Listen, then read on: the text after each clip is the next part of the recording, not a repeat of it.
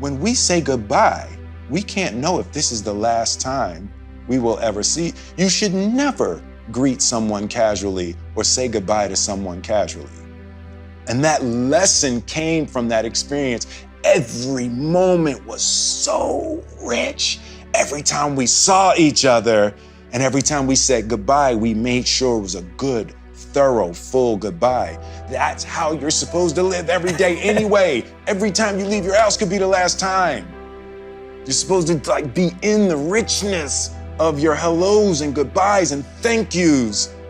That kind of presence and that kind of attention and that kind of recognition that tomorrow's not promised. So I learned that lesson with my father. When he passed, anybody who hasn't spoken to their parents or their brother or their cousin that they had a thing with or their ex and they don't talk anymore, call them right now.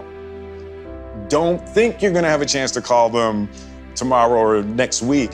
And it's like that opportunity with my father changed every relationship in my life. I've cleaned all of the relationships in my life to no regret. I do not want someone to be gone and I wish I had and wish I could have. I'm not doing that in my life. And, sometimes we get stuck in these situations where we're seeking the approval of someone for our self-esteem. Yes. Self-esteem is about yourself, right? Absolutely. But we start looking to other people for our self-esteem, and sometimes we find ourselves looking in broken mirrors to get a reflection of ourselves.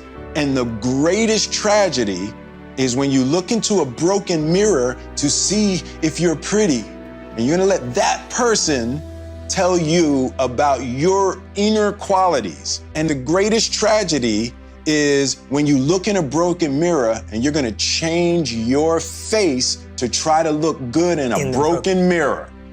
You don't try to build a wall. You don't set out to build a wall. You don't say, I'm gonna build the biggest, baddest, greatest wall that's ever been built. You don't start there. You say, I'm gonna lay this brick as perfectly as a brick can be laid. There will not be one brick on the face of the earth that's gonna be laid better than this brick that I'm gonna lay in this next 10 minutes. Yeah. And you do that every single day. And soon you have a wall. And soon you have a wall. Yeah. And I think psychologically, the advantage that gives me over a lot of people that I have been in competition with in different situations is it's difficult to take the first step when you look how big the task is. The task is never huge to me. It's always one brick. Me too. I realized that to have the level of success that I want to have, it's difficult to spread it out and do multiple things in order to be world class. And I've made a decision, I want to be world class. It takes such a desperate, obsessive focus to excel on the level that I want to make movies. I'm realizing that in order to move people in that way, in order to touch people in that way, you really got to focus with all of your fiber and all of your heart and all of your creativity. And so that's where I am with making films right now. There was a real period in my life that I had to struggle with, we can win or I can be nice. Pick one. And different people pick different things. Right. For the type of material world climbing that I did for a big chunk of my life, it was military minded. We're gonna get that flag to the top of that hill and you are gonna help or you're not gonna be here, right? So that's one mindset. And then after I got the flag to the hill a couple of times and kept getting the flag to the hill and realized that you don't feel good and you've scorched earth around you and nobody's really happy. And then I started to have to question that mindset. I had equated winning with happiness, right? It's like, we're winning, what is y'all problem? There's actually no reason to be scared. It only just ruins your day. You don't have to jump. And then in that moment, all of a sudden, where you should be terrified is the most blissful experience of your life. And God placed the best things in life on the other side of terror. On the other side of your maximum fear are all of the best things in life, you know? At the center of bringing any dream into fruition is self-discipline. You know, something as simple as food and eating. It's not about your body as much as it is about your mind. It's getting command of your mind to be able to choose actions that are in your own best interest. Every day we are choosing that's not in our own best interest, right? So if the world is attacking you and the world wants to fight you and the world's trying to hold you down, so you're gonna kick yourself in the balls? So you're gonna stop yourself from getting what you dream. Self-discipline is the center of all material success. You cannot win the war against the world if you can't win the war against your own mind. Greatness is not this wonderful, esoteric, elusive, God-like feature that only the special among us will ever taste. It's something that truly exists in all of us. Sitting with Ali, sitting with Nelson Mandela, it's very simple. This is what I believe, and I'm willing to die for it, period. It's that simple. Life is school. You're not getting the promotion you want at work. That's school. Figure it out. Someone in your family is sick. That's school. Life is the greatest teacher there is. You just have to be willing to learn and recognizing that your pain and your suffering is the thing that the universe is poking at, so you recognize that's where you're ignorant. You wouldn't be having those struggles in those areas if you had a deep, broad comprehension of the fundamental realities of those situations.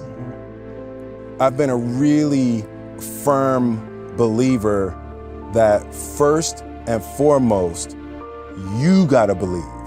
And when you believe, and if you believe, and the level of your belief will determine your ability to bend the universe.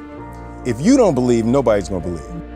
What I discovered is how cancerous fear can be in experiencing a life. Like, you can't be happy if you're scared. So I'm really confronting all the things that I've ever been scared of, and I'm just finding this really exuberant freedom in life. Happiness is peace, it's not pleasure. And everybody thinks happiness is trying to get as much pleasure as you can get. There is nothing more agitating to your mind than extreme pleasure. It's like peace. And it's like you just come into that beautiful state of needlessness where you realize you really don't need nothing. Failure is a massive part of being able to be successful. You have to get comfortable with failure. You have to actually seek failure. Failure is where all of the lessons are. You know, when you go to the gym and you work out, you're actually seeking failure. You want to take your muscles to the point where you get to failure, because that's where the adaptation is. That's where growth is. Successful people fail a lot. They fail a whole lot more than they succeed, but they extract the lessons from the failure, and they use that energy and they use the wisdom to come around to the next phase of success. You gotta take a shot. You have to live at the edge of your capabilities. You gotta live where you're almost certain you're gonna fail. That's the reason for practice. Practice is controlled failure. You're getting to your limit, getting to your limit, getting to your limit. You can't lift that. You can't do that. Until you get to the point that all of a sudden your body makes the adjustment, and then you can do it. Failure actually helps you to recognize the areas where you need to evolve. So fail early, fail often, fail forward. As a child, my parents always told me you could be whatever you want to be. You could do whatever you want to do. And you know, that office, that position, the highest office on the face of the earth, it was something I heard my parents saying it, but I didn't totally believe it. Yet I went out in the world and I carried myself and I held my head high and I stood there and I looked people in their eyes and I talked to people as if I was deserving of everything that this planet has to offer. So I really want to say to children out there and to people who are watching, Confucius said one time, he who says he can and he who says he can't are both usually right. And I want you to keep in your heart, just know that you can. Know that you can.